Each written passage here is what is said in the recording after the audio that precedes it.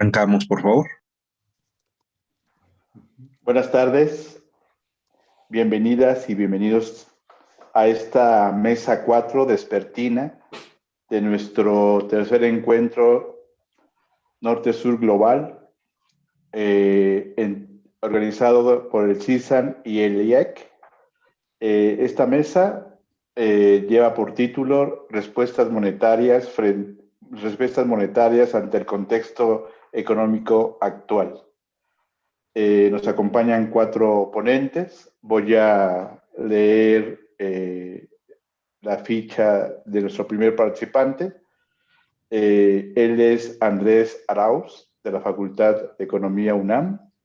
Su ponencia se intitula Triaje monetario, prestamistas de última instancia, norte-sur, en pandemia y pospandemia. Él es economista y matemático por la Universidad de Michigan, maestro en Desarrollo Económico por Flaxo y doctor en Economía Financiera por la Universidad Nacional Autónoma de México. Tiene un amplio antecedente en investigación y experiencia académica, tanto en Flaxo como en la Universidad Católica de Santiago, Guayaquil, además de experiencia laboral en el Banco del Sur. Entre sus últimas publicaciones se encuentra Ecuador hacia el 2035, datos de dinero y agenda prospectiva para el sector del conocimiento y el talento humano. Le damos la bienvenida y tiene la palabra Andrés Arauz por 20 minutos. Adelante, por favor. Muchísimas gracias. ¿Puedo compartir pantalla? Adelante, por favor. Sí. Gracias.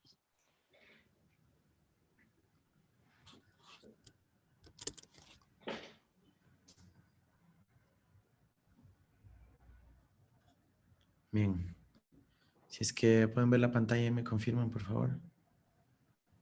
Sí, se ve. Bien. Bueno, en primer lugar, muchísimas gracias por la invitación a Mónica y Claudia para poder exponer este tema. Creo que es un tema absolutamente trascendente en el contexto de la pandemia y se ajusta muy bien a la temática del seminario, de la conversación que estamos teniendo. Yo quisiera comentarles este concepto que lo he venido trabajando a lo largo del año, desde que comenzó la pandemia misma en el mes de marzo, y que tiene que ver con el funcionamiento de los sistemas de pagos internacionales y la divisa en el contexto de la pandemia, ¿no? Quizás comenzar con lo siguiente, ¿no?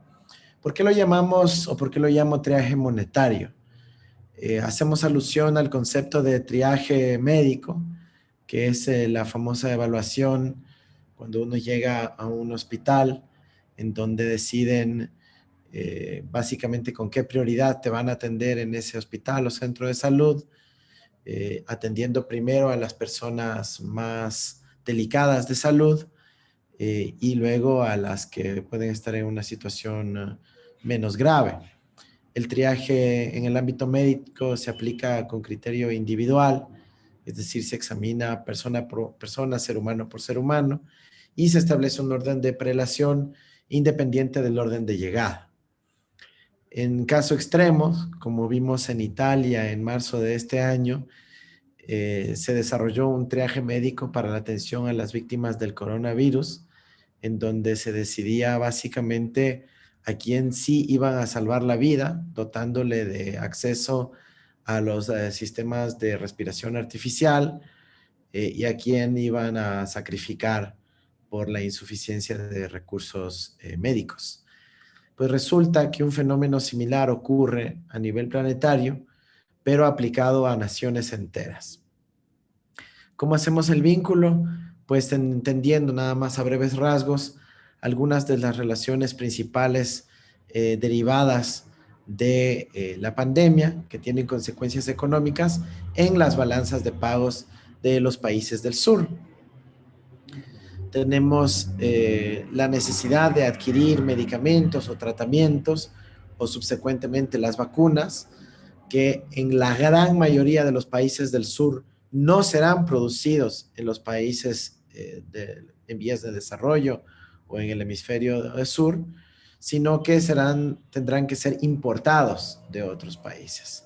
Eso genera ya una presión a la balanza de pagos, una necesidad de divisas y una pregunta de, bueno, ¿y cómo obtenemos esas divisas en el contexto de la crisis económica derivada de la pandemia? En el segundo lugar, tenemos la necesidad de apoyo a la población que ocurrió a lo largo de este año, de proveer de ingresos de emergencia, que fueron muy comunes en los países ricos, independientemente del nivel socioeconómico de las personas u hogares afectados. Y si hacemos lo mismo en el sur, eso probablemente implique el acceso a endeudamiento, sea interno o externo por parte de los fiscos de los países, que a su vez, si es que es interno, si es que es a través del proveer financiamiento del Banco Central, o incluso si no, generará presiones de balanza de pagos, lo cual nuevamente incurrirá en necesidades de divisas. Si es que está bien diseñado el ingreso de emergencia, no tiene por qué afectar la necesidad de divisas, pero predominantemente en los sistemas que tenemos constituidos en los países del sur, así es. También tenemos un impacto generalizado en la quiebra económica de los sectores económicos que cotizan en bolsa, sea a través de bonos, obligaciones, notas, papel comercial y obviamente también de acciones, que ante la expectativa de la quiebra y ante la escasez o ante la imposibilidad de que los estados o bancos centrales entren a salvar a grandes partes de la economía, los mercados de capitales, especialmente de inversiones de portafolio del exterior, pues impulsarán una salida de capitales, lo que nuevamente generará presión sobre las divisas de los países del sur, las reservas. Y finalmente, bueno, pues ya el impacto más en el sector real, que tiene que ver con la caída de la demanda en los países compradores de bienes y servicios servicios exportados por los países del sur, que también genera una caída en las divisas tradicionalmente generadas por dichos países. Esto básicamente nos muestra que el fenómeno de la crisis no está exclusivamente subsumido a los mercados nacionales, sino que hay obviamente una relación sur-norte de demanda de divisas para cubrir los costos de la pandemia en su aplicación económica. El punto es, bueno, ¿y quién nos va a proveer esas divisas? ¿Acaso será la Organización Mundial de la Salud? ¿Acaso será la solidaridad internacional? Y de eso es lo que vamos a hablar. Y ahí es donde sostengo que ese acceso a las divisas para poder enfrentar los costos de la crisis es un acceso diferenciado que implica un triaje monetario. Es decir, que hay quienes se salvan y hay quienes no se llegarán a salvar. El primer fenómeno que vimos a pocos días de la crisis, y seguramente ya se ha hablado bastante de aquello, es los 6 bancos centrales que a través del acceso a las líneas swap de monedas con la Reserva Federal accedían a divisas de forma ilimitada. Uno pensaría que un banco central grande, potente, como el Banco Central Europeo, hubiese tenido suficiente capacidad para simplemente a partir de la emisión de euros, proveer de liquidez a los distintos estados parte o los bancos centrales parte y ayudar a irrigar de liquidez o básicamente tanquear de liquidez a los hogares, a las empresas, en muchos casos a los mercados financieros, como hemos visto a lo largo del planeta, en los países centrales. Pero no fue suficiente, ninguno de estos países, para ellos no fue suficiente su propia fortaleza monetaria. En todos los casos, estos países tuvieron que además acudir a acordar con los Estados Unidos que puedan acceder a dólares ilimitados a cambio de sus monedas nacionales en las conocidas líneas swap. Esto nos da un pantallazo clarísimo sobre la asimetría existente y la jerarquía monetaria. Podemos tener mucha fuerza en el Banco de Japón, de Canadá, Inglaterra, Suiza, el Banco Central Europeo, pero en última instancia, como se vio en este año, a partir del mes de marzo, su fortaleza fue insuficiente y tuvieron que acudir a la ayuda de los propios Estados Unidos. ¿Por qué? Porque ellos también sufrían fuga de divisas, escasez de dólares, los propios europeos, los inversionistas extranjeros en Europa, por ejemplo, demandaban dólares estadounidenses, y obviamente el Banco Central Europeo, para poder cubrir esa demanda de dólares en territorio europeo, pues firma estas líneas swap con los Estados Unidos. Muy similar a lo que ocurrió en la crisis del 2009, pero en una escala sin precedentes, ¿no? Varias órdenes de magnitud mayor que el caso del 2009. Sin embargo, aquí viene un poco la relación entre el fenómeno monetario o económico y la dimensión biológica. Y es que para estos 6 áreas, 6 jurisdicciones, porque el Banco Central Europeo cubre a muchos países, pero son apenas el 11.8% de la población mundial. Entonces, aquí nuevamente, haciendo la analogía con el triaje monetario, podemos estar hablando de que quizás aquí esté el 40% del PIB mundial, pero apenas está el 12% de la población mundial. Y para ellos sí hay dólares ilimitados. Para ellos sí había la posibilidad de acceder ilimitadamente a la divisa. Pero ¿qué pasa con el 88% de la población planetaria? ¿Por qué para ellos no hay el acceso a la moneda? Aquí podemos ver, creo que está un poquito chueco. Podemos ver la última publicación de la Reserva Federal de marzo de este año, en donde podemos ver cómo se utilizaron las líneas swap por parte de estos 6 bancos centrales, ¿no? 45 operaciones se realizaron por más de 206 billones de dólares y los términos en los cuales fueron provistos por la Reserva Federal. El de más largo plazo autorizado era de 84 días, ¿no? Y bueno, aquí podemos ver cuánto estaba pendiente de operaciones, como insisto, 206 billones, 206 mil millones, perdón, estoy usando el anglicismo, 206 mil millones de dólares que accedieron los distintos bancos centrales y pidieron apoyo al Banco de la Reserva Federal de Nueva York, que es quien estaba encargado de cursar las operaciones swap.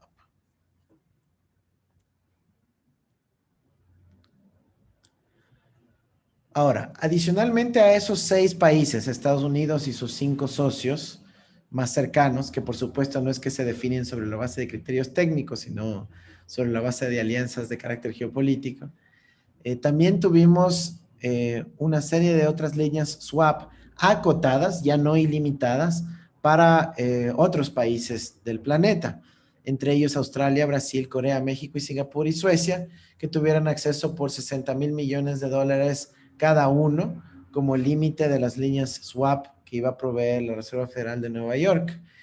Asimismo, unos montos más pequeños para Dinamarca, Noruega y Nueva Zelanda, por 30 mil millones de dólares cada línea swap. Nuevamente, si queremos ponerlo esto en términos jerárquicos, pasamos de tener a Estados Unidos en el tope de la pirámide, la Reserva Federal, luego a los otros 5 bancos centrales, luego a estos países que tienen acceso a líneas swap, pero acotadas, un poquito más abajo, y en total, todos estos países que he mencionado también apenas suman menos del 18% de la población mundial. Aquí me refiero a humanos, ¿no? Que es como deberíamos medir el triaje a seres humanos, si es que estamos hablando de una crisis biológica. En todo caso, vemos claramente como esta jerarquía que provee de liquidez en los hechos ilimitada por la dimensión de lo que estamos hablando, a apenas 17% de la población planetaria. Y bueno, ¿y qué pasa con el resto de la población mundial? Aquí no hay ningún país africano, está excluida la mayoría del Asia, está excluida la mayoría de Latinoamérica. ¿Qué pasa con el resto de la población planetaria? Vale insistir nada más que aquí evidentemente también hay criterios de carácter, sí, de riesgo sistémico, pero también de riesgo, perdón, de criterios geopolíticos. Porque si es que solo fuera de riesgo sistémico, deberíamos estar también viendo aquí a China, por ejemplo, ¿no es cierto? Pero bueno, a ellos no se les permitió un acceso a una línea swap. ¿Qué hay para el resto? Bueno, para los, como les podremos llamar, incluso con un criterio cercano al colonialismo, para los blanquitos vayan a tener esta línea swap, pero al resto pues vayan nomás a golpear las puertas del Fondo Monetario Internacional. Y dentro del Fondo Monetario Internacional se estableció dos líneas de financiamiento, ¿no? La primera, bueno, en total el FMI dice en su propaganda que tiene 1 trillion, 1 billón de dólares de financiamiento disponible para todos los países, lo cual no es verdad, porque la mayoría de aquellos son simplemente compromisos de aportes futuros de distintos otros países miembros del fondo que no se han concretado. En realidad la cifra se aproxima más a los 300,000 millones de dólares, de los cuales apenas menos de 100,000 millones de dólares estaban disponibles en las líneas rápidas, que son las líneas emergentes, las que no requieren tanto trámite ni negociación para poder acceder a su financiamiento, ¿no? Y en todo caso son recursos limitados, a diferencia de las líneas swap que eran ilimitadas, y como sabemos es de deuda externa, es decir, se paga con divisas, se debe pagar con divisas, a diferencia de las líneas swap que pueden ser repagadas incluso con moneda nacional. Entonces, eso es una gran diferencia frente a lo que sí tienen acceso 18% de la población mundial y el resto del planeta.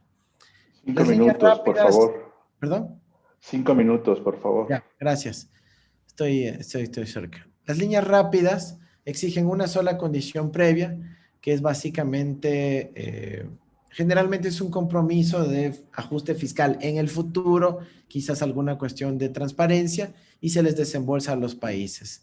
El monto de desembolsos no ha sido mayor.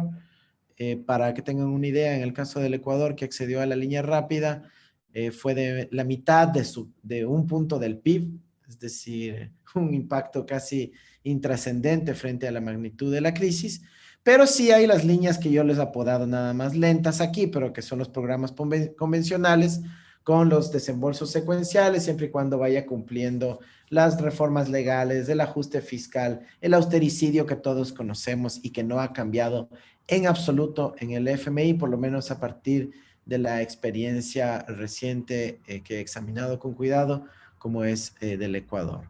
Pongo entre paréntesis líneas contingentes, los stand-by que sí las tiene el FMI disponibles, principalmente para México y Colombia, pero que no han sido utilizadas por parte de sus bancos centrales. Ahora, a todo esto sí hay alternativa. No es que el FMI es la única alternativa. Sí hay otras maneras de poder generar salidas de provisión de liquidez de emergencia en el contexto de la pandemia para los países del sur. Y son los derechos especiales de giro. Es algo que hemos venido proponiendo desde hace mucho, pero que en este año se vuelve absolutamente relevante. En marzo de este año yo decía, para evitar el triaje monetario, necesitamos inyectar 3 trillones de derechos especiales de giro en la economía de forma rápida para que le llegue a los países en vías de desarrollo, fundamentalmente del sur, y puedan financiar estas importaciones de urgencia a las que me referí en un inicio. En Estados Unidos hemos hecho suficiente lobby, se ha logrado que la Cámara Baja haya aprobado ya una emisión de 2 billones de derechos especiales de giro para que Estados Unidos, que tiene poder de veto en el FMI, vote a favor de aquello en esa instancia y pueda distribuirse este dinero a los países. ¿Cuál es el problema? La distribución se realiza sobre la base de el peso de que tiene cada país en el seno de acuerdo al poder de voto del Fondo Monetario Internacional. ¿Qué hace eso nuevamente? Sesga hacia los países del norte la distribución de los DEX. Pero incluso en ese caso, como los países del norte ya tienen fortaleza monetaria propia, ya tienen, están más arriba en la jerarquía, tienen línea swap, no van a usar sus DEX. En los hechos, esto es una emisión dedicada a los países del sur. En América Latina, todos los países recibirían, excepto Cuba, pues no es miembro del Fondo Monetario Internacional. Los DEX funcionan de una manera interesante, es como un swap que otorga el departamento de DEX del FMI, que es distinto al FMI, de hecho tiene un balance propio, otorga esta asignación a cada banco central y recibe moneda nacional por parte de cada banco central. Aquí ustedes pueden ver la asignación teórica de los derechos especiales de giro para los países de América Latina, dependiendo de la magnitud que se apruebe. Justamente lo que aprobó el Congreso de Estados Unidos fueron 2 billones, así que es un punto medio entre los dos. Para ejemplificar, en el caso de Ecuador, se estarían recibiendo el equivalente a 6,000 millones de dólares, si es que se emiten los 3 trillones. Y en el caso de México estaríamos hablando de una cantidad muy importante de entre 25 y 77 mil millones de dólares que se aumentarían sus reservas. Por eso creemos que es importante sí impulsar los derechos especiales de giro y sería un alivio financiero para todos los países de nuestra región. Concluyo con esta lámina. Si bien los DEX tienen un sesgo de que están mal distribuidos, principalmente son asignados a los países ricos centrales que ya están arriba en la jerarquía monetaria, no los van a utilizar. Lamentablemente esto requiere que se aprueben con 85% de los votos en el Fondo Monetario Internacional, lo que le da nuevamente el poder de veto a los Estados Unidos. Sin embargo, dentro de los Estados Unidos, ya en términos de política doméstica, ya se ha logrado aprobar una ley para que el Departamento del Tesoro pueda aprobar la emisión en el seno del FMI. Solo falta la aprobación del Senado y de la Casa Blanca. Aquí hay una coyuntura muy interesante, que es este periodo de transición entre Trump y Biden, en donde parece ser que sí se va a incluir la autorización de emisión de derechos especiales de giro este mes, a finales de este mes, lo que sería una señal muy importante para el mundo. En todo caso, si eso no ocurre, sí es muy probable que ocurra en enero o febrero, ya en una administración demócrata. Una conclusión final, ya que estamos hablando no solo de la pandemia, sino de la pospandemia, yo creo que aquí los derechos especiales de giro se presentan como una alternativa clara. Estamos hablando de una cantidad enorme de recursos que va a reconfigurar la composición relativa de las reservas internacionales de los países del sur, va a significar que los derechos especiales de giro vayan adquiriendo una propiedad más como medio de pago, medio de transacción internacional, y va a abrir la posibilidad de que podamos financiar con emisiones subsecuentes de derechos especiales de giro, por ejemplo, bienes públicos globales como el desarrollo de la vacuna, su distribución, su comercialización, o incluso cosas más ambiciosas como el Green New Deal, que ha sido propuesto así por la UNTAD, ¿no? Dice la UNTAD, si es que no hay plata, no importa, lo financiamos con derechos especiales de giro. Muchísimas gracias. Muchas gracias a ti, Andrés, también por ajustarte al tiempo. Vamos a escuchar ahora a José Francisco Reyes Durán, de la ENES León, con la política monetaria entre México y Estados Unidos en la última década. José Francisco es doctor en Economía y coordinador de los posgrados en Economía y Ciencias de la Sostenibilidad de la Escuela Nacional de Estudios Superiores Unidad León, en Guanajuato. Anteriormente fue profesor del posgrado de Economía en Ciudad Universitaria, también profesor de la Universidad de Anáhuac, Colegio de Mayores San Carlos, en la Universidad Panamericana y el Instituto Tecnológico de Estudios Superiores de Monterrey. Sus líneas de investigación son el desarrollo económico y sostenible, sistema financiero y economía, y medio ambiente. Así también fue responsable del proyecto PAPIME, mejoramiento de la enseñanza y el cuidado del medio ambiente en la comunidad académica ENES Unidad León en la UNAM en 2019. Gracias a José Francisco, por favor, adelante. Tu micrófono, José Francisco, está apagado.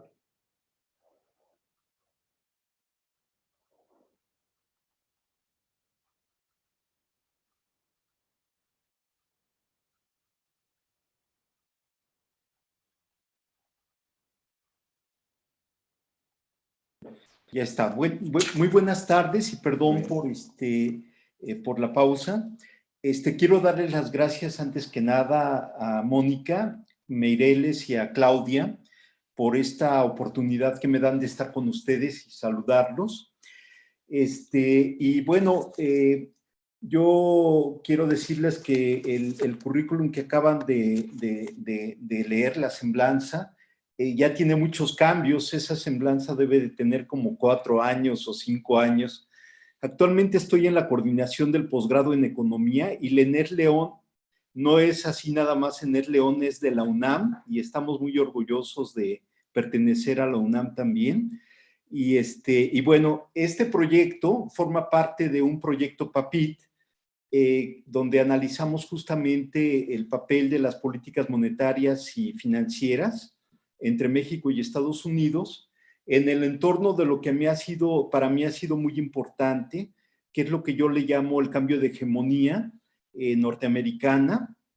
Y el análisis va desde el año 2006 hasta el año 2022, justamente que es cuando termina el sexenio del actual gobierno de México.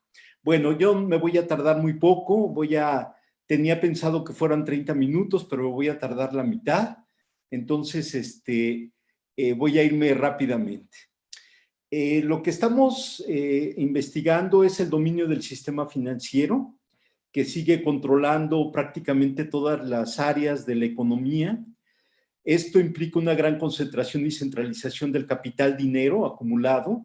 Uso el término de Marx porque ese es el que me gusta, el que me parece que es el más adecuado, y se fundamenta en las políticas monetarias que han adoptado Estados Unidos y que México, como país dependiente, ha seguido también a partir de esas políticas.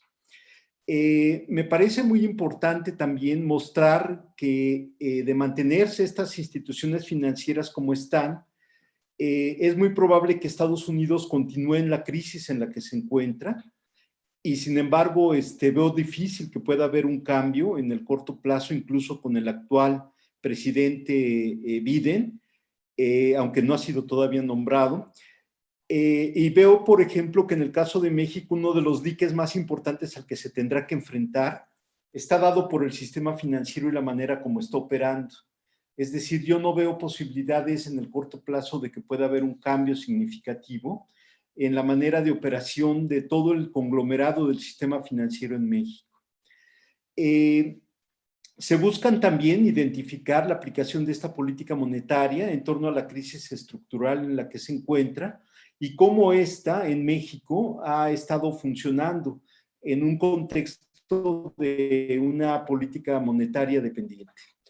Hay 3 marcos teóricos que nutren este trabajo. Conocemos que la política monetaria de corte neoclásico está basada sobre todo en la regla de Taylor, que es muy conocida, donde tal vez el punto álgido, el talón de Aquiles está metido en el hecho de que considera que el tipo de cambio está en función del diferencial entre las tasas de interés internas y la externa, y esto no se cumple y está probado por muchos que no se ha cumplido. Entonces, más que ser una teoría monetaria que tenga aplicación y que también el Banco Central la esté desarrollando, lo que nosotros observamos es que es una teoría, sobre todo ideológica, que ha estado permeando prácticamente todos los bancos centrales y México la ha seguido, pero no tiene prácticamente aplicación. La otra es la poskeynesiana, que aquí destacan esencialmente 2 posturas, como sabemos. La mayoría de los que estamos aquí tienen esta postura teórica. Una es la que sostiene que la oferta monetaria está determinada, es una variable fundamental determinada también por el Banco Central. El sistema financiero es complejo, hay cambios institucionales muy importantes en él, que redujeron la dependencia de los bancos comerciales respecto de la liquidez del Banco Central, y esto está ocasionando las crisis, y que la apertura de los sistemas bancarios ha sido un error, porque le ha quitado el señoreaje, la capacidad de soberanía, por un lado.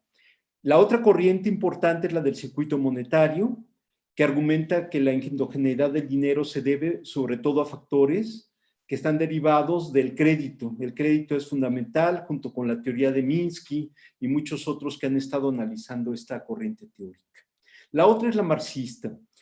La marxista establece que aquí la moneda y el dinero tienen un papel muy importante, pero digamos desde el ángulo de la política monetaria, viene desde un primer ángulo que sería la parte de la administración, su carácter administrativo, mixto y público y privado, utilizando técnicas, intervenciones sobre la tasa de interés, sobre el dinero en general, y una percepción también de interés general, donde el Estado juega un papel fundamental, ¿no? Otra vertiente, la segunda, de la política monetaria bajo este enfoque, es que ellos consideran que es sobre todo la política monetaria un enfoque de ideología burguesa ligada al Estado, y que el Estado interviene generalmente en momentos estratégicos para sancionar políticamente o para funcionar como prestamista de última instancia o ante devaluaciones de la moneda. El tercer aspecto está dado por el hecho de que la política monetaria, como práctica estatal, como dijimos, y como una obligación también de que la moneda funcione adecuadamente al interior y al exterior también, acepta el equivalente general con todas las funciones que conocemos de la teoría marxista o de Marx específicamente, como patrón, medio de circulación, medio de reserva, medio de pago, incluso como lo que es el dinero mundial que actualmente se encuentra en crisis. Muy bien, bajo esta óptica, ¿cuál es la situación en Estados Unidos particularmente? Encontramos una pérdida de aceptación del dólar, falta de dinámica de la actividad productiva y comercial también, una baja penetración en el crédito, bajas tasas de interés y elevados niveles de endeudamiento también, y se siguen dedicando esencialmente el sistema financiero a las operaciones bursátiles, incluso los bancos, de una manera muy importante. Esto me lo voy a saltar. La Fed, desde el año de 2007, ha tenido una política siempre de salvamento, de prestamista de última instancia. Ha destinado recursos impresionantes. En agosto de 2007, el 15 de septiembre también, incluso se ha estado apoyando no solo con recursos que van a parar para salvar a los bancos y darle refuncionalidad económica a los Estados Unidos, sino que también ha estado haciendo compras importantes en el mercado abierto y también bajando la tasa de interés. Hoy día está en niveles negativos, ¿no? Esta política de acceso al crédito continuó en 2008, reduciendo la Fed el tipo de descuento a 2% en abril de 2008 y prácticamente a cero en diciembre de ese año. Aquí vemos un poco la secuencia desde el año 2008, 2009 hasta 2013. Más o menos va la misma línea que ha estado presentando. Y otras medidas que ha tomado también la Reserva Federal es justamente la importancia, ¿no?, ante la crisis terrible que vive el sistema bancario y el sistema financiero, la necesidad de darle confianza a la gente para que sigan creyendo, credere, de ahí viene el crédito en la banca, a la Reserva Federal, le ha estado trabajando esencialmente en la búsqueda de facilitar una formación de expectativas y bueno, ahí está justamente su trabajo esencial, ¿no? ¿Qué es lo que ha pasado esencialmente en los últimos en los últimos meses en los Estados Unidos, pues sigue la política. Decía yo que la tasa de interés está en términos negativos. Decía yo que no salen de la crisis propiamente, que se está buscando que haya, que se continúe con la creencia del sistema bancario como uno de los elementos fundamentales, y se está buscando también que la Reserva Federal siga apoyando con recursos en la medida de lo que le sea posible para contener o llevar a cabo una política monetaria más o menos expansiva, pero no ha resultado en los últimos meses, ¿no? En el caso de México específicamente, nosotros encontramos que la política monetaria, sobre todo de los últimos 15 años, ha estado diametralmente vinculada a la manera como la Reserva Federal ha querido que funcione. Autonomía del Banco Central, restricción del circulante, tasas de interés elevadas. Aquí hay una diferencia importante con respecto a Estados Unidos. Liberación del capital, de la cuenta de capitales, para permitir la llegada fácil de capital extranjero de cartera, la inversión extranjera también directa a la banca y a las aseguradoras, a las afores, etcétera, etcétera. Y Bancico conduciendo su política esencialmente basado en una variable, la variable de la tasa de interés. Las otras variables, como es el tipo de cambio, las variables como pueden significar el crédito, el apoyo del crédito, no se dan. Lo que hemos estado viendo en Estados Unidos y en México se parece muchísimo. Los bancos centrales de los dos países han estado emitiendo muchísimo dinero y ese dinero va a parar a la banca, pero la banca no lo está destinando al crédito, lo está destinando para la especulación a los mercados financieros. Vemos entonces esta configuración, es lo que acabo de decir, y voy a mostrar ahora algunos aspectos importantes. Bueno, me falta decir que algo que es central de estas dos políticas monetarias es la supuesta autonomía, ¿no? Esta autonomía, su desvinculación de la política fiscal, su falta de financiamiento al gobierno y también el hecho de que se ve como la panacea la variable de la inflación, que no crezca la inflación como la variable más importante, lo cual es un mito y por eso lleva a cabo cantidad de herramientas para quitarle el efecto inflacionario y esterilizar la política monetaria, ¿no? Aquí vemos las reservas internacionales de México y de Estados Unidos. Vean el comportamiento muy fuerte en Estados Unidos, después en México más o menos siguiéndolo, pero hay una tendencia creciente. Las operaciones bursátiles, incluso en los modelos matemáticos econométricos, demuestran que hay una impresionante correlación cercana al 0.9% entre las operaciones bursátiles de México y de Estados Unidos. El tipo de cambio ha venido operando de esta manera con un crecimiento y una devaluación fuerte en el año 2019. La tasa de interés de CETES y la tasa de los bonos en Estados Unidos más o menos tuvieron una tendencia parecida hasta que en Estados Unidos se tomó la decisión de que a partir de 2018 bajara y en los últimos meses en México ha estado bajando también de manera importante.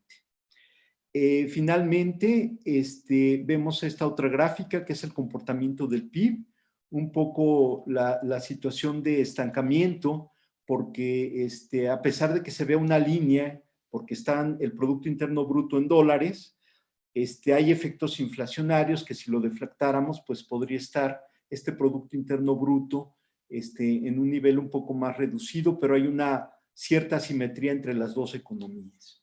Bueno, voy a pasar a esta gráfica que me parece que es muy importante. Como dice bien la teoría marxista y la teoría de la regulación, quien ha pagado los platos rotos de las crisis y de la crisis de la pandemia inclusive, ha sido la parte salarial, la parte de los trabajadores. En el caso de México vemos que desde el año 2010 hasta el año 2017 prácticamente no había crecido. En el gobierno actual hubo un incremento de los sueldos que se trasladó inmediatamente a través de los acuerdos de la Coparmex y de otras corporaciones a incrementos muy significativos de precios. Y lo que vemos en el Buen Fin es algo que les garantizo que está sucediendo. Las empresas como Office Max y todas las demás, lo que hicieron fue incrementar en un 30% los precios de sus productos para luego hacer el descuento del 30% y dejar los precios como estaban. Entonces, la clase trabajadora seguimos pagando los platos rotos. Esto ya no lo voy a tocar, no me va a dar tiempo. Lo que sí puedo decir es que hay una situación importante, está comprobado teórica y empíricamente, que la oferta monetaria no determina si crece la inflación. La inflación está determinada por muchos otros factores. Los estructuralistas han dado clases sobre esto, y también Marx específicamente, que la inflación no tiene que ver precisamente con factores monetarios. ¿Qué podemos concluir de esta presentación y de esta investigación hasta ahorita? Porque la investigación continúa.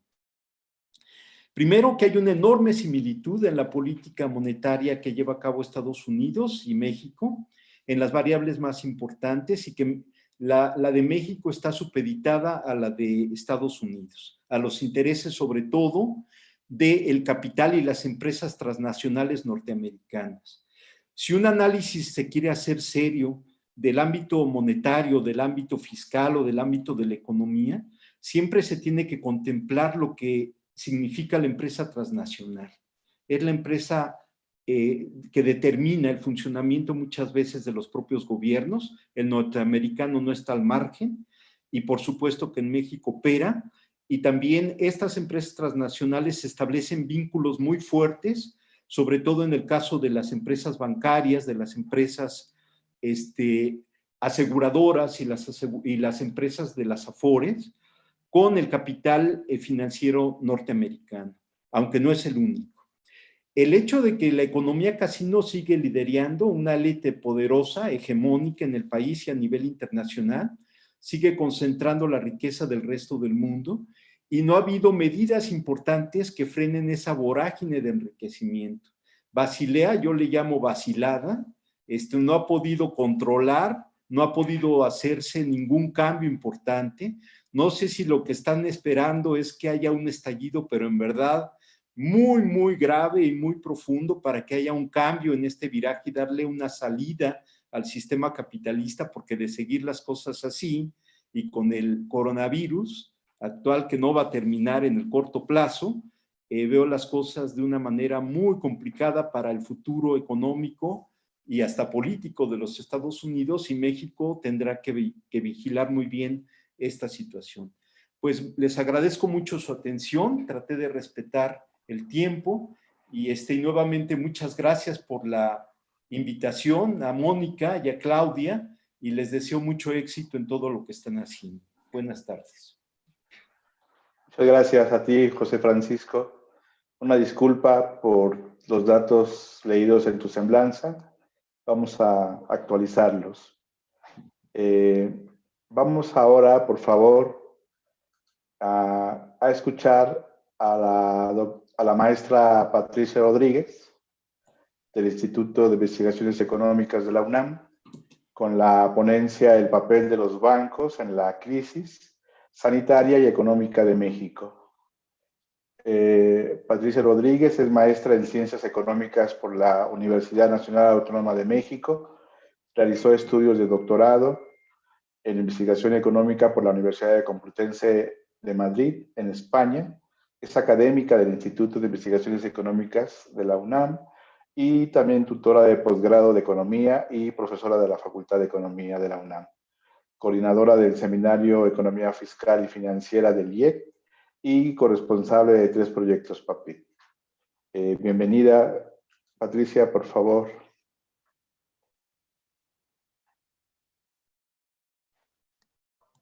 Qué amable, Antonio. Gracias. Pues también muchas gracias por invitarme a este seminario que realmente ha sido interesante y que uno se actualiza y también pues aprende muchísimo. Voy a compartir mi pantalla.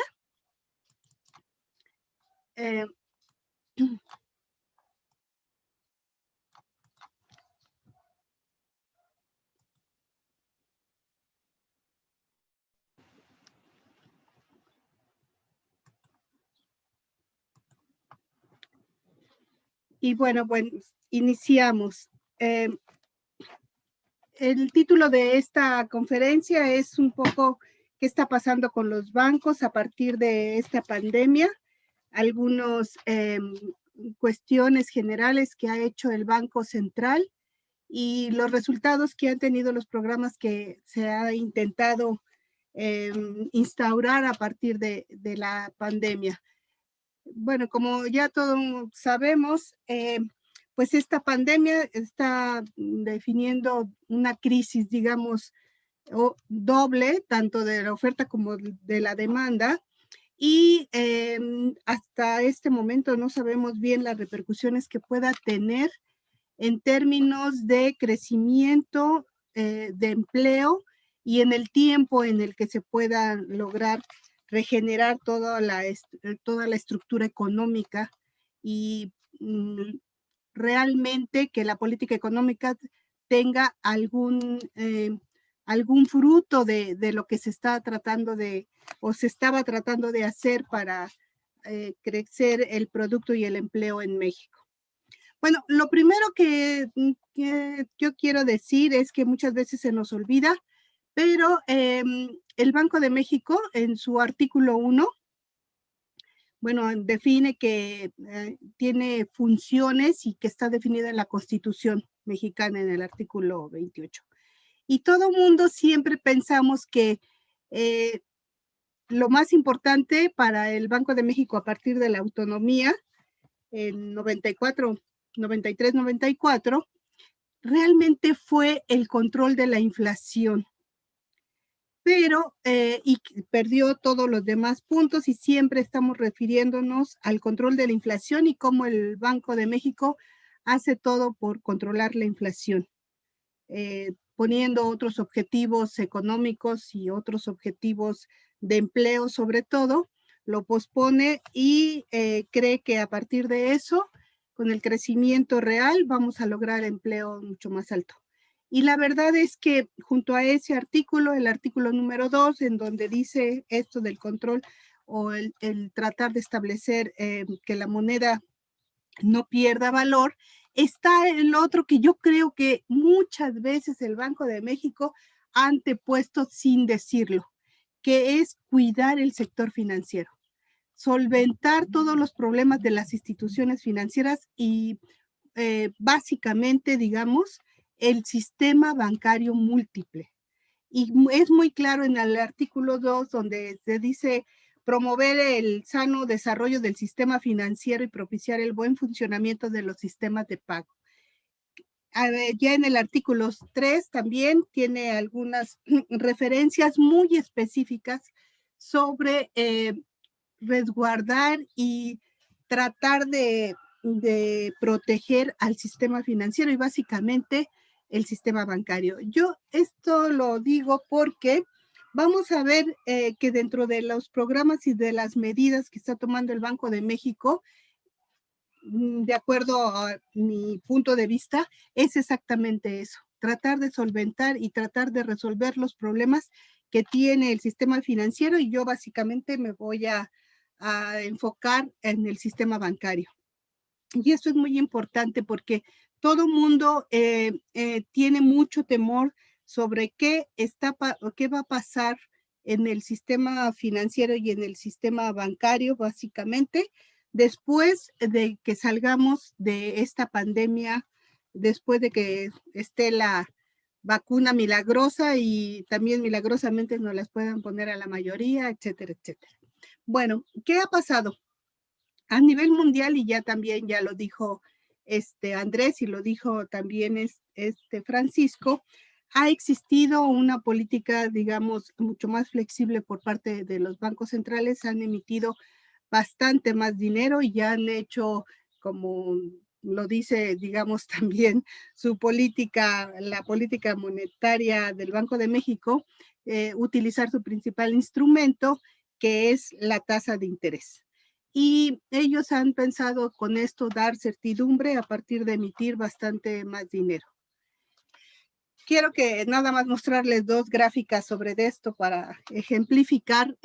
Estos son el M2, el M2 y la tasa de interés interbancaria. Esta tasa me gustaría que vieran ustedes cómo se comporta para, después la voy a utilizar en otra cosa. El M2 y la tasa de interés interbancaria, aquí vemos cómo la tasa cae, el Banco de México ha modificado a la baja en 8 ocasiones nuestra tasa de interés y ha hecho pues bajas históricas y ahorita ya estamos casi en 4.5, creo es el valor último. Y vean ustedes cómo el M2, que es, digamos, mucha parte del efectivo, lo líquido, lo más líquido, ha aumentado de manera muy importante. ¿Ok? Bueno, este M3, este M4 menos M3, que trato de decir y demostrar cómo el dinero o los activos que están en manos de no residentes, a partir de que ha caído la tasa de interés, también ha caído muchísimo este M4 de activos en manos de no residentes, y esto nada más lo que muestra es un poco lo que decía Andrés también, es la salida de activos, digamos, de inversión extranjera o de inversión que se tenía aquí en manos de extranjeros. Esto es bastante importante porque el Banco de México ha tenido también que responder ante esta salida que sigue, vean ustedes, sigue, eso es para agosto, septiembre de este año. Ok, bueno,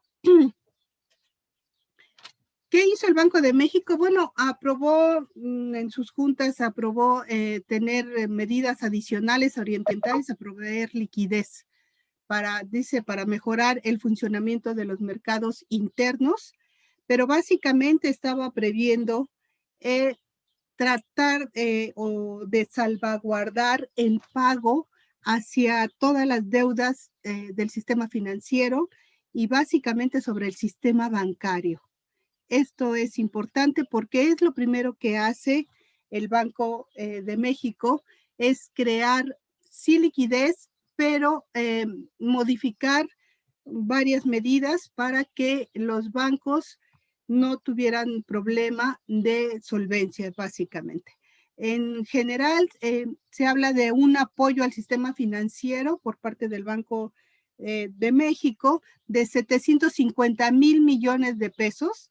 De distintas formas se está haciendo esto, pero son 750,000 millones de pesos. Que esto veía yo que representa más o menos como más del 3% del PIB. Ok.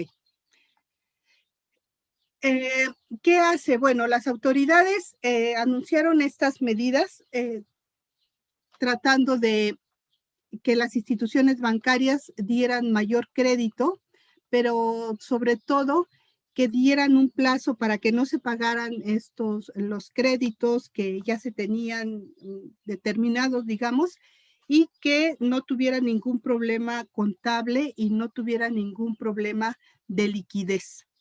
Se anunció como que se iba a dar crédito a las pequeñas y medianas empresas y que para esto se iba a tener un flujo para los bancos de 350,000 millones de pesos que podrían ayudar a estas empresas de menor tamaño. Ahorita vamos a ver un poco lo que pasó. Para esto se creó un... Ay, perdón.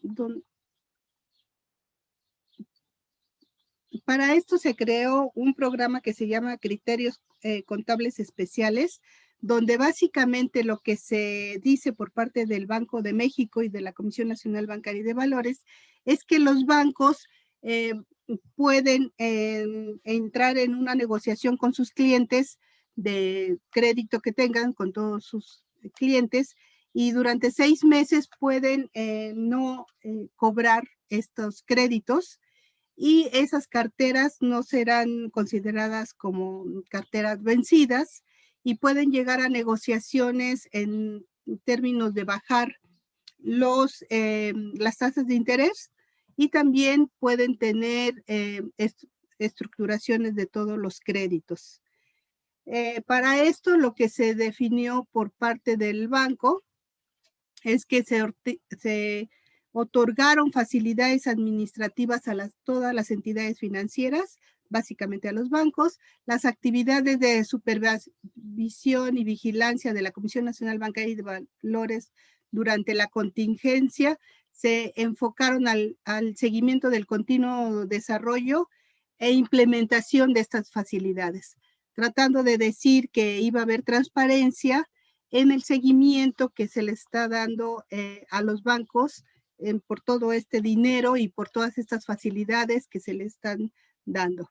En materia de riesgo operacional y tecnológico, se difundieron recomendaciones y medidas, tanto considerando medidas internacionales como nacionales, para que ninguna entidad tuviera problemas de solvencia en este momento. Los criterios, aquí voy a poner, básicamente fueron 4: disminución de tasas de interés por parte del Banco de México, ampliación de los plazos para pagar, disminución de los saldos y consolidación de la deuda en cada momento, tanto de los clientes como de los bancos. ¿Qué ha pasado? Bueno, rápidamente, estos criterios, criterios contables especiales que se llaman, aquí el banco y la Comisión Nacional Bancaria de Valores lo que dice es que los bancos se podían o no se podían adherir. Fue voluntario según esto. Reestructurar las deudas, también ellos pueden reestructurar las deudas de los clientes, definir tasas de interés, no cobrar comisiones y utilizar los beneficios de la capitalización que les está dando facilidades el Banco de México y la Comisión Nacional Bancaria de Valores. ¿Qué pasó? De todos los créditos que fueron a hacer su trámite en cada uno de los bancos del sistema de banca múltiple, el 85% de los créditos se aprobó de las solicitudes. De los créditos de nómina se aprobó el 92.4% de los que se presentaron, y de los créditos empresariales solo el 59.2%. Se adherieron a esto solamente el 18% de los créditos vigentes en ese momento, que puede ser a partir de marzo, abril. Hasta este momento solamente 18% de los créditos bancarios, de los créditos totales, solamente el 18% está en este programa. De la vivienda fue el 26.6% y de nómina el 14.4%. Luego se realizaron, esto es muy importante porque aún este 18% de los créditos que pidieron estar en este programa, el 90% de estos créditos estuvo pagando su crédito, algunos de manera normal o algunos menos, y también de consumo el 90% pagó.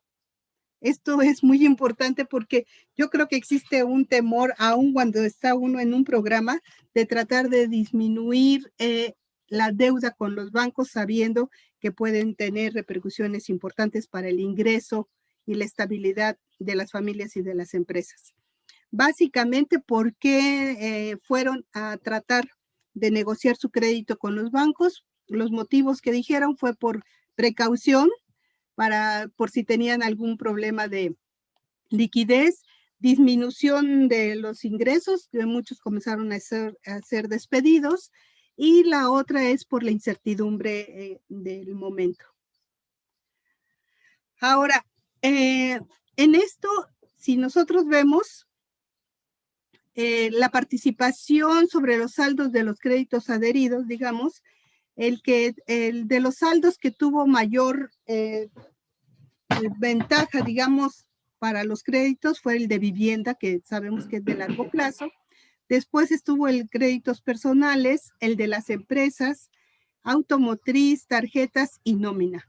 Así fue la relación de cuántos créditos se fueron a negociar a sus bancos para estar dentro de este programa y no pagar durante de 4 a 6 meses el crédito. Esto de el ICAP, de los bancos escogidos, digamos, que es el índice de capitalización de los bancos, si se vieron afectados o no. Y lo que vemos es, claro que todos estos créditos que entraron a este programa no fueron hacia cartera vencida, se mantienen como cartera vigente, aun cuando no lo paguen en estos 4 a 6 meses, estarán como cartera vigente hasta nuevo, digamos, aviso. ¿Y qué ha pasado realmente?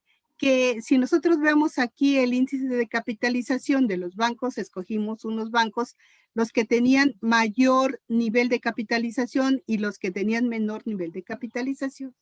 Y este índice ha aumentado durante este tiempo.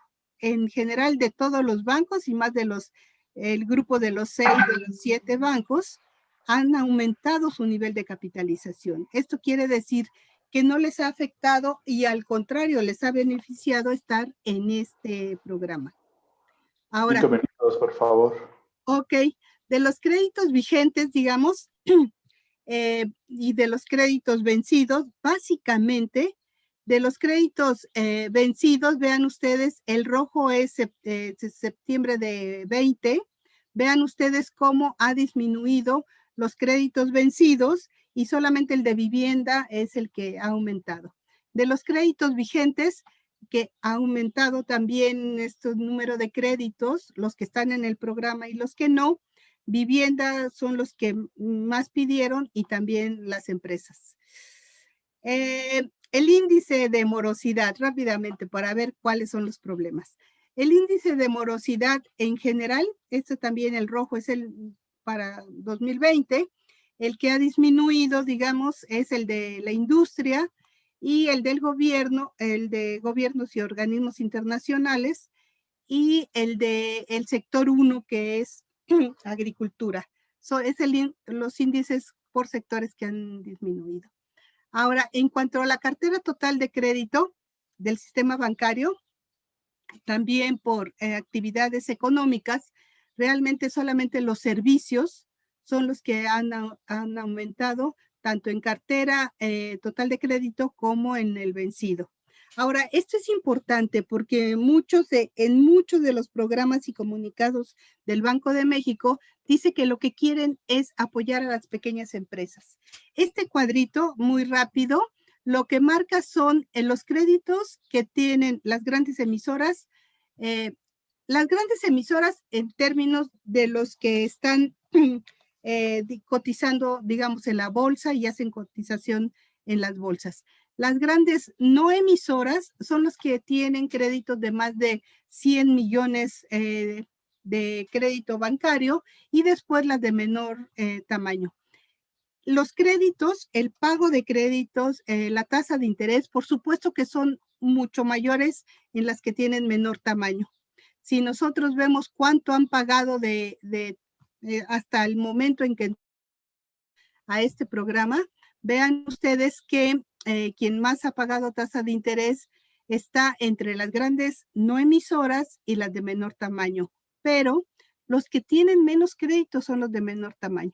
Si nosotros vemos aquí realmente quiénes se beneficia con la disminución de las tasas de interés, obviamente son las de las grandes emisoras y las grandes no emisoras. Vean ustedes las de menor tamaño, la disminución que tienen por las tasas de interés es mínimo. No se ven tan beneficiadas como las grandes empresas a partir de este tipo de crédito bancario. Ok, esto es por estado. Esto que nosotros estamos viendo, digamos, ahí no veo la captación ha aumentado. El rojo es el año de 2020. por estados y vean ustedes el que tiene mayor captación, aquí en este caso Chihuahua.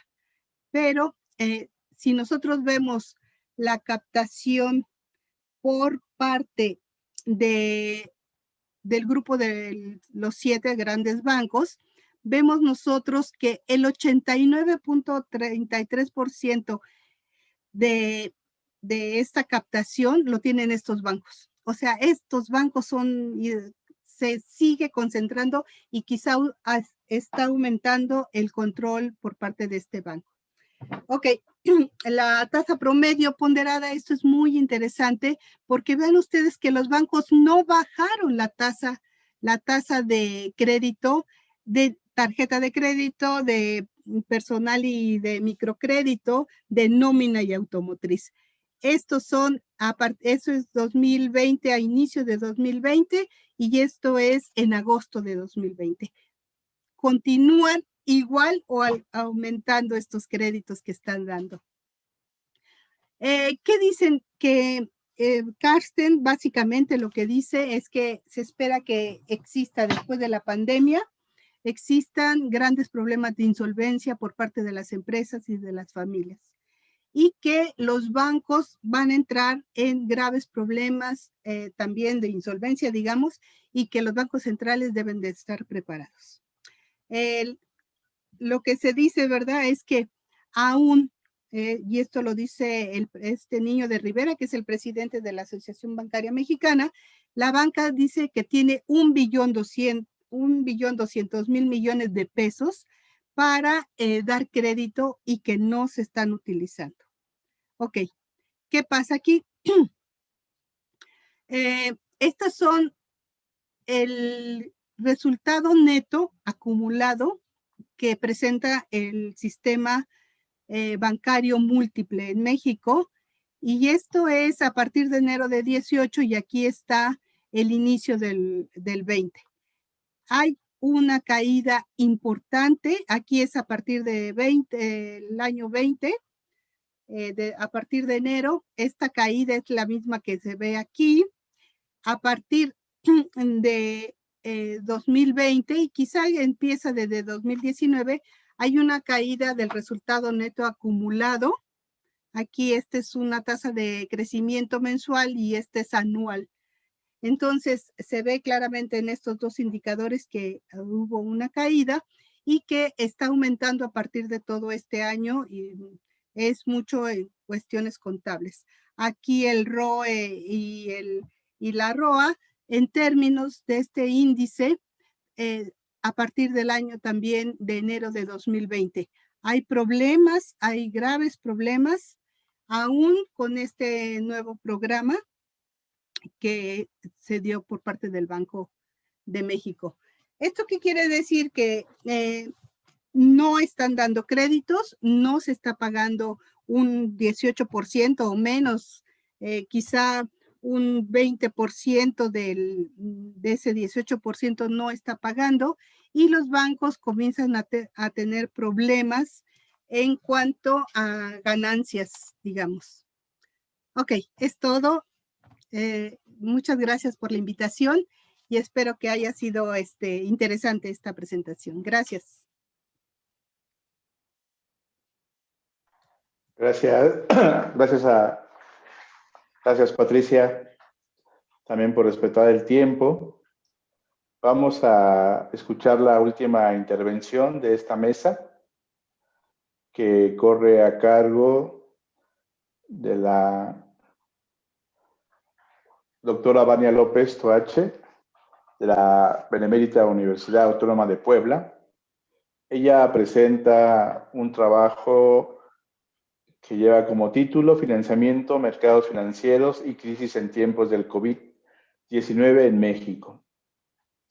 Vania es doctora en Economía por la Facultad de Economía de la UNAM y maestra en Finanzas por la Facultad de Contaduría y Administración, ambas también de la Universidad Nacional Autónoma de México.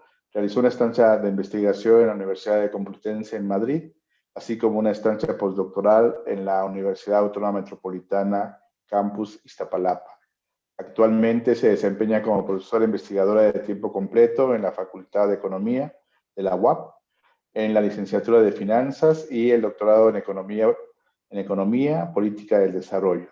Pertenece al Sistema Nacional de Investigadores, ha publicado artículos en revistas indexadas y participado en congresos nacionales e internacionales.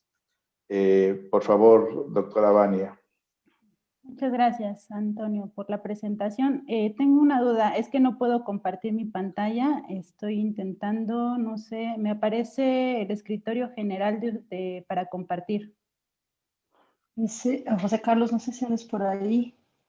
Sí, doctora Vania, ya tiene el permiso para compartir. ¿Es Windows o es Mac?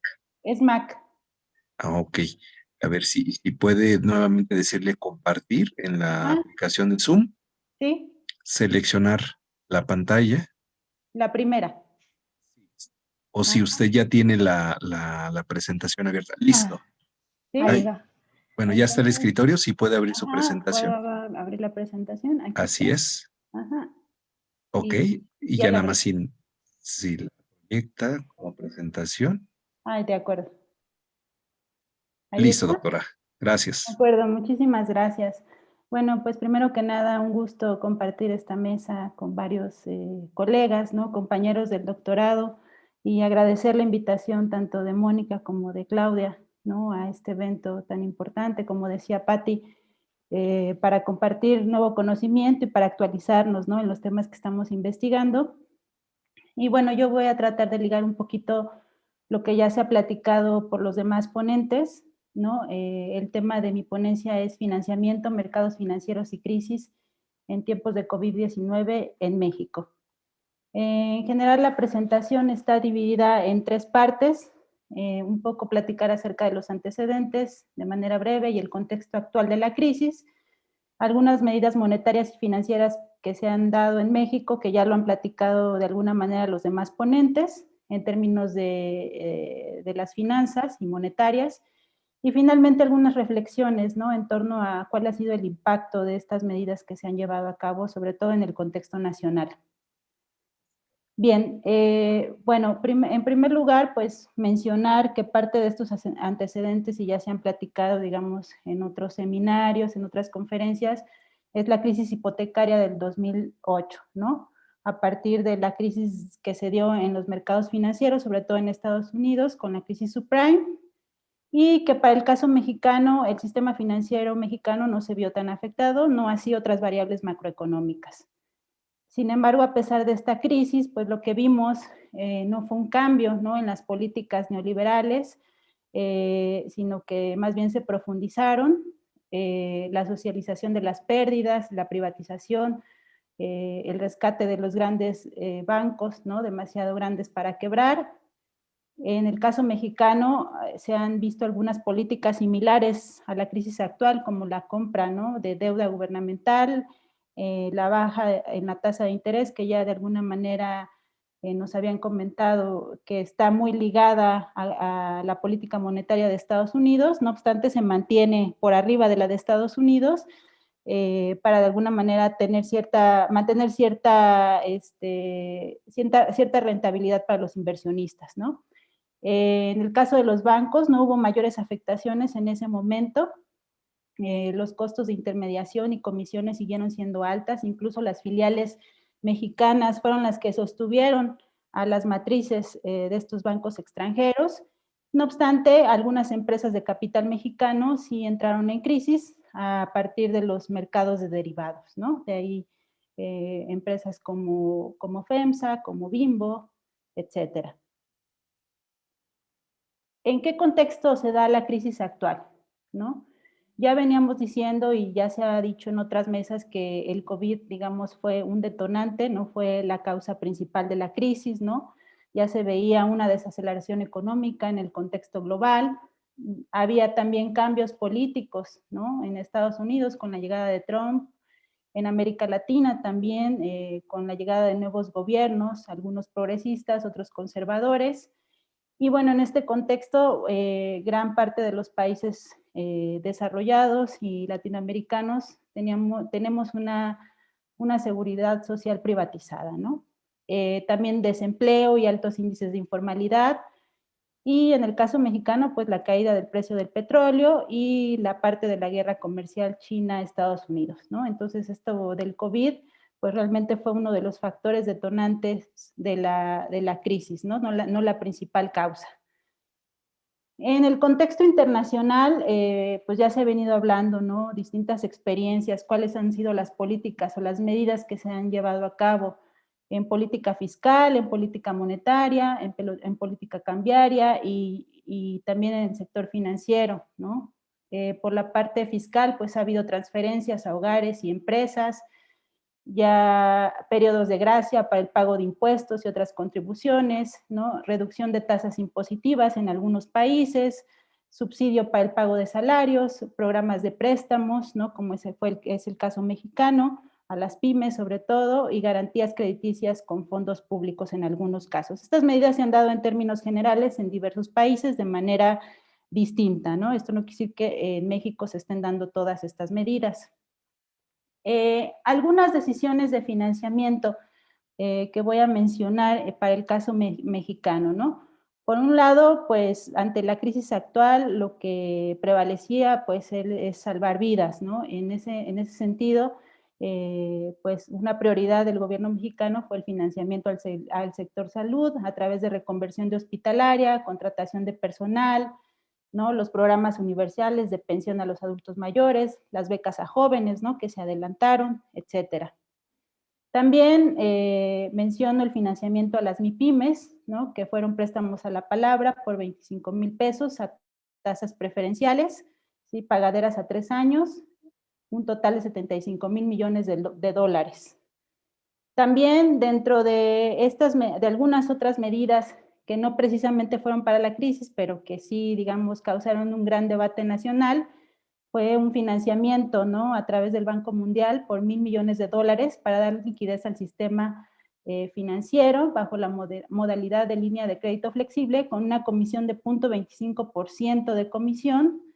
No es un crédito dirigido a la pandemia, sino a la banca de bienestar, ¿no? En este sentido.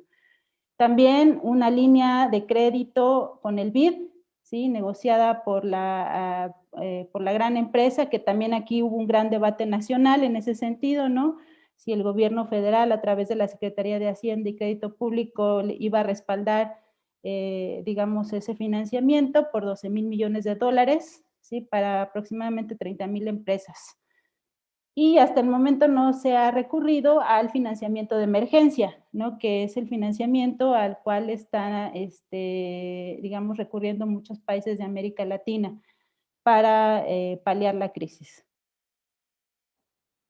Bueno, este es un cuadro comparativo de algunos países en términos de medidas fiscales. Mi presentación no va hacia esa parte, ¿no? Solamente pues hacer mención, ¿no? De cuáles son las medidas fiscales que ha utilizado México, las transferencias directas, como ya lo mencioné, prórroga para pago de impuestos y contribuciones y algunas garantías gubernamentales para respaldar créditos a algunas empresas, ¿sí? Sobre todo a las pequeñas y medianas empresas.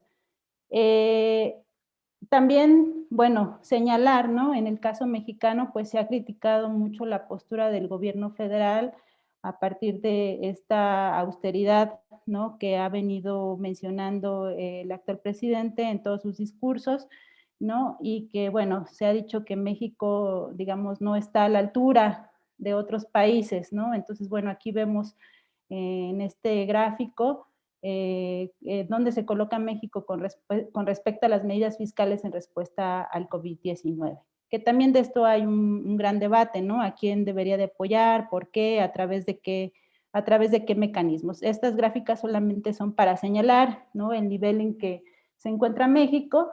Y bueno, aquí lo vemos con respecto a América Latina. Sin embargo, pues en la mañana tuvimos una ponencia de El Salvador, ¿no? Que pues esta carga fiscal, digamos, que está teniendo El Salvador, pues es porque no tiene una política monetaria con la cual pueda responder.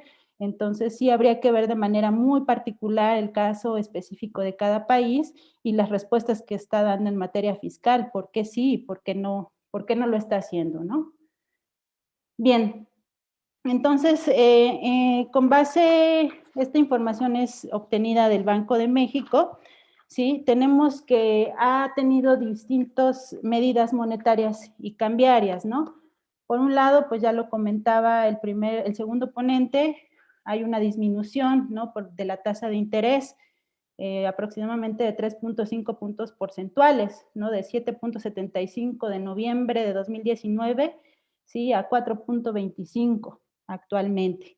¿Sí? También tenemos que dio una ampliación de compra de activos a través de instrumentos de deuda, ¿sí? Por 6,000 millones de dólares. Estos son bonos M de 5, 12 y 31 años.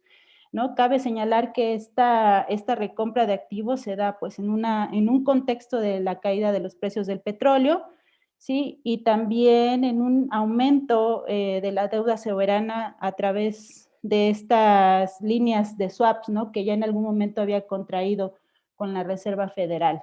También tenemos que la reducción de los requerimientos de las reservas, esta activó la línea de swap, que ya lo venía comentando también el primer ponente, ¿no? Ha colocado créditos por 6.590 millones de dólares en un primer momento, y en junio me parece que hizo otra colocación por 11,000 millones, ¿no? Que se ofrecieron, digamos, en tramos, ¿no? Y bueno, intervenciones en el mercado cambiario a través de estas medidas.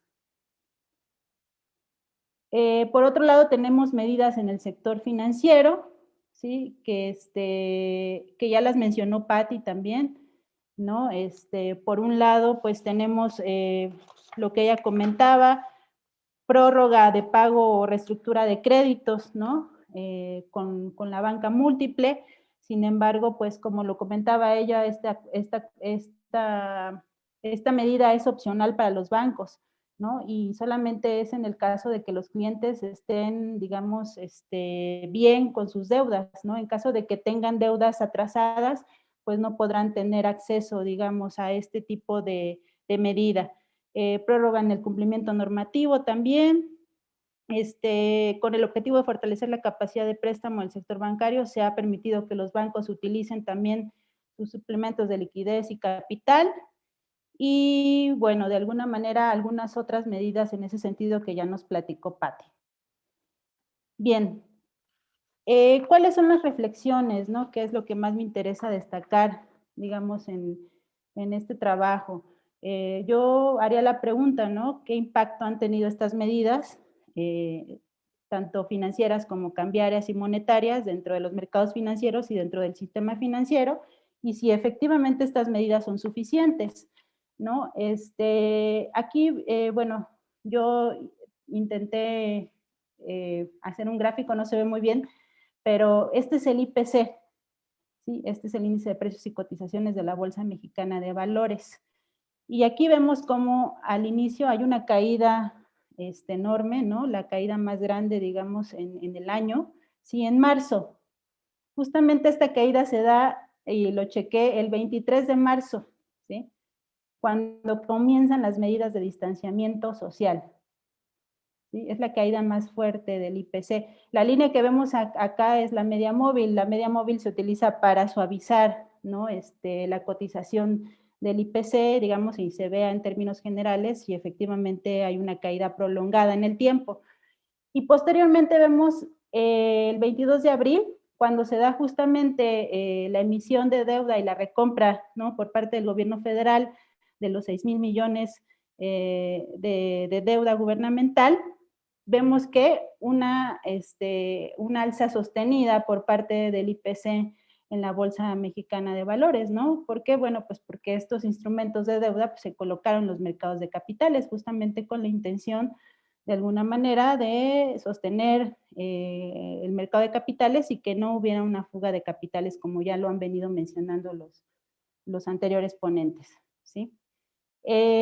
Por otro lado, pues me gustaría señalar, ¿no? Esta parte del mercado de derivados. Esta es información del Banco de México. Aquí vemos justamente cómo este es de enero a agosto, ¿sí? De este año. Y vemos cómo efectivamente, ¿sí? Quienes se han beneficiado, ¿no? Digamos, de estas variaciones en el tipo de cambio. y vemos que justamente es el mercado de derivados. Justamente en marzo, ¿qué vemos? El mayor nivel de actividad por volumen de derivados, de instrumentos derivados. ¿Sí? Pero aquí hay que hacer una diferencia, porque una cosa son los futuros, ¿sí? Que se negocian, digamos, en mercados organizados, en este caso México, que es el MEXDER, y otra cosa son los forwards, que justamente se negocian en los mercados over the counter, ¿no?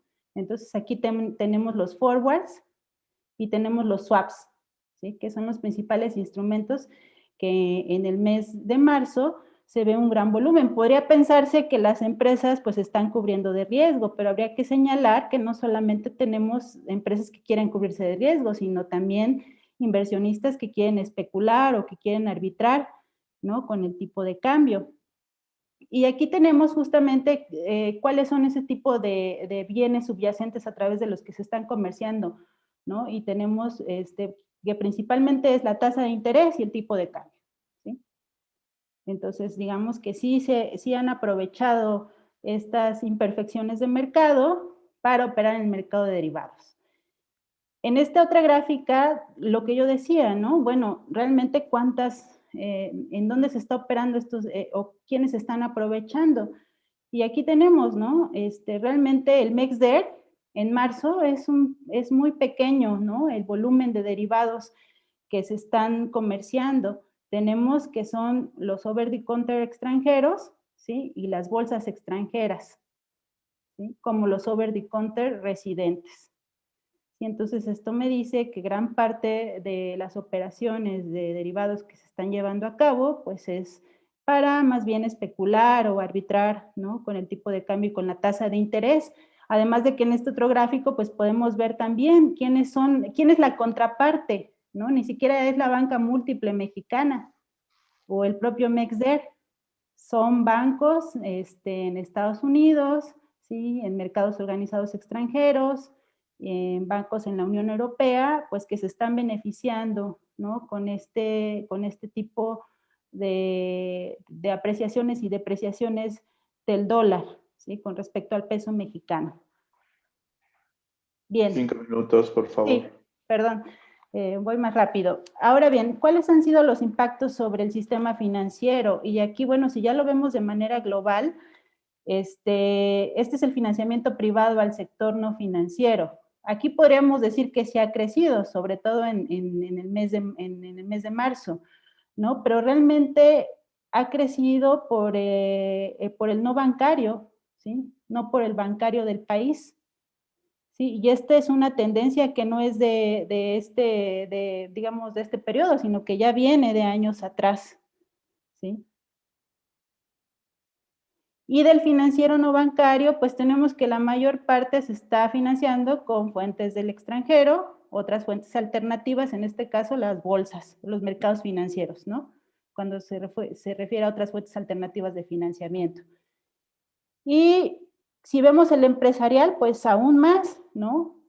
Es otras fuentes alternativas y del extranjero. Aquí se ve una caída más fuerte, sobre todo en los meses de la pandemia.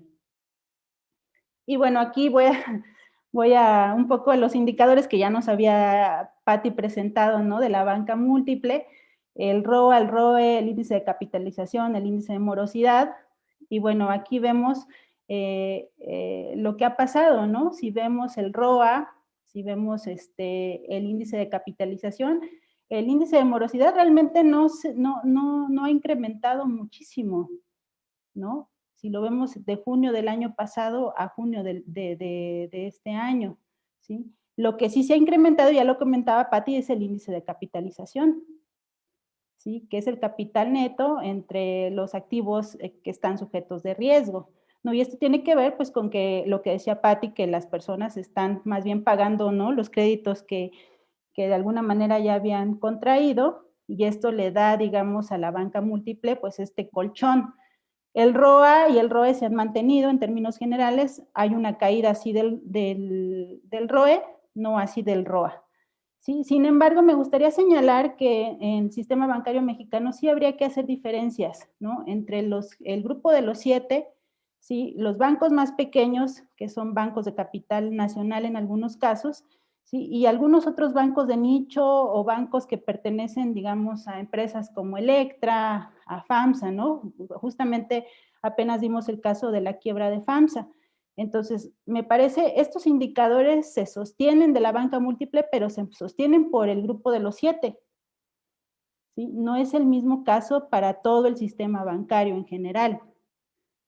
Y aquí, pues yo quise hacer como, escoger, ¿no? Algunos. Por ejemplo, FAMSA, pues vemos aquí, ¿no? El ICAP, pues cayó, fue la quiebra de FAMSA, ¿no? En el caso de Azteca, también ha venido a la baja de mayo, junio, ¿sí? En el caso de Compartamos, es un banco que atiende más a la micro. Entonces, fíjense cómo el ICAP se ha incrementado incluso por arriba del G7, ¿no? Esto tiene que ver también con las tasas de interés que están cobrando estos bancos. Sí, y aquí tenemos el G7, ¿no? Que se mantiene, digamos, en el promedio. Tenemos el índice de morosidad igualmente, ¿no? Y que se sostiene la tendencia que estoy diciendo. Y tenemos el ROA, ¿no? Que el ROA sí ha caído en términos generales, ¿sí?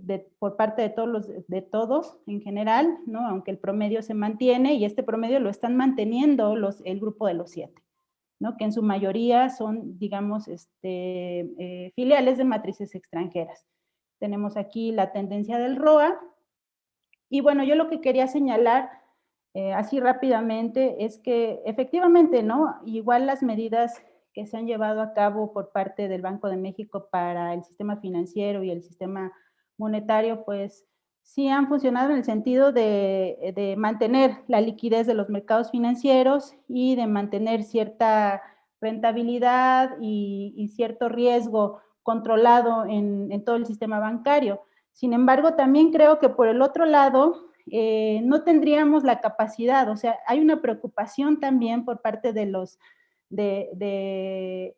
supervisores y reguladores, porque si tuviéramos una crisis de todo el sistema bancario, no tendríamos la capacidad para salir adelante. ¿Sí? Esto es el IPAB, ¿sí? El IPAB. No, solamente para el caso de FAMSA, porque después me dio curiosidad, ¿no? Por analizar este caso, ¿no? Que es un banco pequeñito, ¿no? Que realmente financia el crédito al consumo. El 40% de las provisiones a largo plazo, que son las provisiones que dan todos los demás bancos, ¿no? Para sostener una crisis del sistema, fue para rescatar a este banco, ¿sí? Y si vemos de 2018, funcionó el IPAB con un déficit, ¿sí? Un déficit a lo largo de todos estos años, que si hubiera habido una crisis, realmente no tendríamos la capacidad para hacer frente, ¿no? Entonces, sí hay una preocupación por parte de sostener los mercados, de sostener el sistema bancario, pero también hay una preocupación porque realmente no podríamos hacer frente, ¿no? No tenemos instituciones fortalecidas para hacer frente a una crisis, digamos, de la envergadura que se podría presentar a partir de la pandemia. Y bueno, tenía otros más, pero bueno, con esto yo finalizo. Muchísimas gracias. Gracias a ti, Vania. Bien, hemos llegado al final de nuestras presentaciones. Ya en el chat de Zoom hubo una pregunta, pero también ya fue respondida. No sé si alguien nos puede apoyar para ver si en YouTube hay preguntas. Aquí ya llegó otra pregunta. En YouTube no hay. Es una pregunta de Emilio Alba para José Francisco. Desde la postura de la escuela regulacionista actual, ¿cuál es su opinión del futuro del dólar como moneda hegemónica frente a los procesos de inestabilidad política y productividad en los Estados Unidos y el surgimiento de China? No hay otra pregunta, así es que propongo, si te gustaría abordarla, por favor, José Francisco. Sí, claro, con mucho gusto doy una opinión, pero no tengo la bolita mágica para poder dar una opinión con mucho fundamento. Lo que yo lo que yo he estado observando es el dólar y la manera como el dólar ha estado siendo aceptado o no en las transacciones comerciales, en las actividades digamos, los movimientos de capitales, sobre todo lo que ha pasado en Europa del Este, en Europa Oriental y en Asia. Nosotros no tenemos mucho conocimiento de lo que está pasando ahí y sin embargo, bueno, ahí está el Fondo Económico de San Petersburgo, que está armando toda una estrategia y un mercado muy importante como alternativa de crecimiento y alternativa de desarrollo, diría yo, para los países que lo incluyen. Y no están utilizando el dólar, están utilizando oro, están utilizando la moneda china y están utilizando el rublo. Entonces, yo lo que percibo, es mi punto de vista personal, es que de seguir la tendencia como la estamos viviendo, el entorno de crisis, una crisis estructural que yo la atribuyo esencialmente a la manera como se ha posicionado el sistema financiero, acabamos de demostrarlo los 4 ponentes, difícilmente puede tener futuro una situación así, sobre todo para la economía norteamericana. Claro, es una potencia, pero yo veo que hay una tendencia cada vez creciente a que cada vez se utilice menos el dólar y ya había sido estudiado esto desde los años 60, cómo el dólar ya empezaba a mostrar algunas líneas de no utilización para las transacciones, ¿no?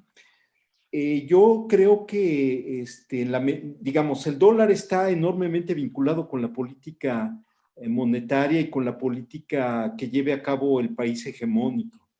Y yo sí veo una enorme asociación entre el hecho de que el dólar esté cada vez menos asociado con la pérdida de hegemonía y la pérdida de dominio norteamericano. Esa es una hipótesis que estamos tratando de comprobar y creo que la tendencia va para allá, por varias razones, por muchos aspectos, pero creo que sí es, y no precisamente desde la teoría de la regulación, que es la que me pregunta Emilio. La Escuela de la Regulación, bueno, también comenta Boyer y varios de sus compañeros investigadores, sobre el hecho de que ven problemas en el manejo del dólar, sobre todo los últimos escritos. Otros analizan que el dólar está siendo cada vez menos utilizado. Mi opinión es que hay una tendencia que no, salvo que haya una transformación, un gran viraje parecido al que sucedería en la Segunda Guerra Mundial, después de la Segunda Guerra Mundial, porque el coronavirus es como la puntilla, ¿no? Choque de oferta, choque de demanda, caída de la economía mundial, expectativas verdaderamente complicadas, no hay una respuesta inmediata para que los bancos cambien su estrategia, siguen teniendo el control de las finanzas a nivel mundial. Entonces, el dólar, pues, nos está explicando como un simple indicador lo que puede estar sucediendo, ¿no? Esa es mi opinión. Gracias, José Francisco. Voy a formular una pregunta para los 4 ponentes, que nos la envía Mónica. Es un comentario de los ponentes sobre el margen de maniobra para implementar políticas anticíclicas de los gobiernos de los países analizados y el modelo del manejo monetario que adoptan. Si les gusta abordar esta pregunta a partir del orden con el que iniciamos las exposiciones, le voy a pedir a Andrés que Claro, por favor sí. inicie esta ronda. Con gusto. Bueno, realmente yo creo que el margen de maniobra nuevamente es asimétrico, está relacionado a su posición en la jerarquía monetaria internacional. hemos visto cómo ha habido una política anticíclica muy agresiva en los Estados Unidos, en Canadá, en los países europeos, en Suiza, etcétera, y un límite a la posibilidad de implementar políticas anticíclicas en países del sur. Eso en términos generales. Luego, si vemos el modelo monetario, si es más flexible, más rígido, un caso extremo como la dolarización en países como El Salvador, en Ecuador, en Panamá, está altamente relacionado a un agresivo endeudamiento externo y consecuente inviabilidad de su pago, ¿no? Como lo demuestran tantos y tantos ejemplos de la historia. Con lo cual se genera una nueva ola de quiebras y urge un mecanismo internacional de reestructuración de deuda soberana. Entonces, como este es un fenómeno común y que lo estamos viendo en todo el planeta, es de esperarse que ojalá por las fuerzas de las circunstancias, este margen de maniobra para implementar políticas anticíclicas en el contexto de pandemia y pospandemia se pueda dar en el marco de una gran conferencia internacional que, por ejemplo, nos plantee indicadores alternativos por fuera de la lógica de Maastricht, ¿no es cierto? En donde, no sé, para quién le parece sensato aplicar un límite de 3 puntos de déficit, de 3 puntos del PIB como déficit fiscal como razonable en estas fechas y por un futuro venidero largo. ¿A quién le parece razonable mantener unas políticas de inflación digamos, de cero, negativa, como la que estamos viviendo en el planeta? ¿A quién le parece razonable no reestructurar la deuda externa pública y privada de una forma internacional, concertada, que implique reorganizar también el sistema monetario internacional? Yo creo que este debió haber sido el momento. Ojalá exista la coyuntura para aquello en estos siguientes meses, pero yo sí tengo un poquito de fe de que pueden haber cambios importantes a nivel internacional, porque básicamente ya no da más, y es el equivalente a lo que ocurrió en Europa hace 50 o 70 años. Entonces, creo que este margen de política anticíclica o contracíclica dependerá mucho de cómo el sistema internacional se reacomoda a partir de estos indicadores que ya son, digamos, caducos, ¿no? Frente a la realidad que vivimos. ¿Quién va a poder respetar como buena práctica un 40% de deuda sobre PIB, por ejemplo? O sea, si ya no es realista en el mundo que vivimos, eso no tiene ningún sentido. Entonces, algo tiene que ocurrir. Ojalá sea comenzando tal vez en un simple manual de estadística del FMI y que luego llegue a ser una gran conferencia internacional, tipo 1953, pero algo tiene que ocurrir y bueno, tampoco tengo la bolita de cristal, como decía José Francisco, pero yo sí confío y espero que algo ocurra porque la situación es inviable ya en términos teóricos y en términos prácticos. Gracias, Andrés. Yo también confío en que tiene algo que pasar. Vamos a ver qué nos dice José Francisco, por favor. Gracias, yo no me voy a tardar, es muy rápido y me parece muy interesante lo que está diciendo Mónica. Bueno, como sabemos, y creo que lo hemos platicado en otras ocasiones, Mónica, esto depende de la historia de cada país, depende de su estructura, depende de la manera como está insertada esta economía, sobre todo las latinoamericanas, en la economía internacional y hasta de su situación geográfica. Entonces hay muchos factores y incluso hasta los propios grupos empresariales nacionales juegan un papel importante por la forma como se pueden estar vinculando o no con los grandes grupos transnacionales, las empresas transnacionales. Entonces, es muy complejo. Sin embargo, yo creo que sí existen algunos márgenes de maniobra. Yo no creo que sea una, digamos, hay muchos aspectos que están determinados, definidos, pero también hay otros que son propios y que tal vez reproducen esas condiciones.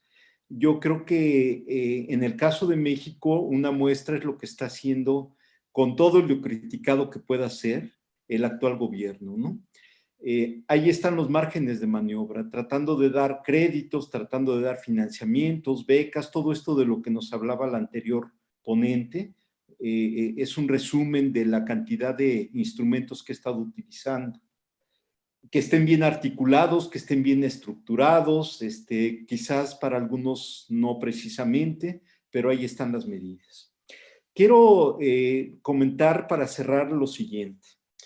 En Estados Unidos particularmente, que me ha llamado muy especialmente la atención, lo que vemos es una caída de las tasas de interés, incluso negativas, vinculadas con lo que se llama la flexibilidad cuantitativa, es decir, este incremento de la oferta monetaria de manera muy importante para tratar de reactivar la economía, se diría, pero no ese es el interés de la Reserva Federal.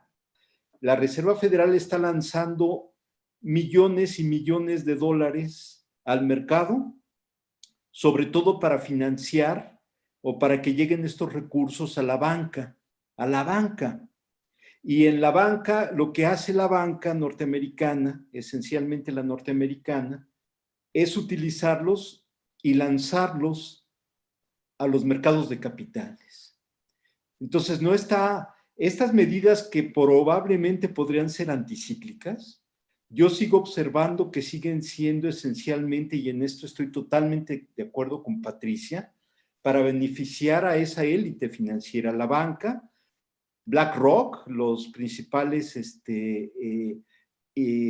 fondos de inversión, las principales aseguradoras que tienen unas cantidades impresionantes de reservas y las utilizan para especular. Y el caso, por ejemplo, de Estados Unidos es alarmante. La caída del nivel y del poder adquisitivo norteamericano viene desde antes del problema de la pandemia. En Alemania particularmente, que es el motor económico europeo, de Europa Occidental, es sorprendente ver cómo los salarios en Alemania es donde más han caído de toda Europa, cuando es la máquina europea. Entonces, aquí vuelvo a con lo que cerré la ponencia. Sí puede haber algunos márgenes de intervención, de políticas anticíclicas, si existe realmente la disposición del equipo gobernante y los acuerdos políticos para que se lleven a cabo. Por otro lado, veo que las medidas llamadas anticíclicas no son tal, sino que están directamente relacionadas con una concentración, una centralización del capital financiero. Ese es mi punto. Gracias, José Francisco. Vamos a escuchar ahora a Patricia Rodríguez, por favor. Bueno, esto yo también me lo he preguntado muchas veces. ¿Qué va a pasar, pues ya después de que tengamos la vacuna y todo lo demás? Regresemos a la normalidad, digamos, con tanto deudas, con tanto problema económico. Yo creo que realmente se tiene que hacer una cancelación de deudas desde a nivel mundial. Yo sé que suena así como que no ha sido la experiencia, ¿verdad? Pero será de tal magnitud el problema a nivel mundial. Y también está ahí Estados Unidos y está Europa y está todos, están ahí vinculados, que tiene que llegar a un nivel de salvar las propias instituciones financieras. Yo no digo que quieran salvar y hacer una redistribución mundial, no, sino que se tiene que salvar a las instituciones financieras. Yo pienso en México, como decía Vania, son 7 bancos, el grupo de los 7 que tienen relaciones internacionales, todos estos bancos y son parte de todo el sistema bancario internacional. ahí tiene que existir un salvamento y puede ser a partir de ir descontando deudas unos a otros para que siga funcionando y no bajar los niveles de ganancias, digamos, aceptables por parte de ellos. Ahora, los gobiernos, y estoy de acuerdo con José Francisco, ahí va a ser el planteamiento de cada gobierno hasta dónde va a querer llegar a tener un nivel de deuda por PIB, digamos, y a partir de eso negociarlo. Y a mí nunca se me va a olvidar cuando Keynes dijo, cuando había una gran deuda por parte de Inglaterra con Estados Unidos, de que el problema era de Estados Unidos. Y yo creo que eso deberíamos de tratar de, los países deberían de tratar de reflexionar y tratar de, ante la nueva geopolítica, tratar de sacar provecho en términos de negociación para hacer realmente políticas anticíclicas. Si no, la devastación va a ser muy importante y por supuesto que aquí sí entra el asunto de los pobres primero, son los que van a tener un gran problema. Leía yo que utilizando una propuesta de medición de desempleo realmente en México, ahorita estaríamos hablando casi cerca de 20 millones de personas que están en la desocupación o en la subocupación o en otros niveles de pobreza laboral, digamos. Entonces, yo creo que hay un grave problema y hay que enfrentarlo. Nada más. Gracias, Patricia. Finalmente vamos a escuchar a Vania. Sí, muchas gracias. Pues bueno, creo que ya lo han dicho todos. Me parece que el margen de maniobra que tiene en este caso México, pues lo ha tenido que estar negociando, ¿no? A fuerza de muchas situaciones. Y se sigue viendo al exterior, ¿no? En la mañana tuvimos algunas ponencias que hablaban de alternativas al interior. Entonces me parece que sí sería importante, ¿no? Retomar esas alternativas al interior. ¿Qué se puede hacer en el caso nacional? Ya nos platicaba José Francisco, ¿no? De esta dependencia que tiene México con Estados Unidos en la tasa de interés, y lo vemos en las distintas medidas de política monetaria y financiera que ha llevado a cabo el Banco Central en México, ¿no? Están muy relacionadas justamente con mantener la liquidez de los mercados financieros y con mantener de alguna manera el poder que tienen estos grandes bancos que están operando en México de matrices en el extranjero. En tanto no se regule, ¿sí? Estos bancos pues van a seguir teniendo grandes rentabilidades en México, ¿sí? Y no solamente en México, sino en toda América Latina. Lo que yo comentaba, en 2008, digamos, se sostuvieron por la rentabilidad que estaban obteniendo en México.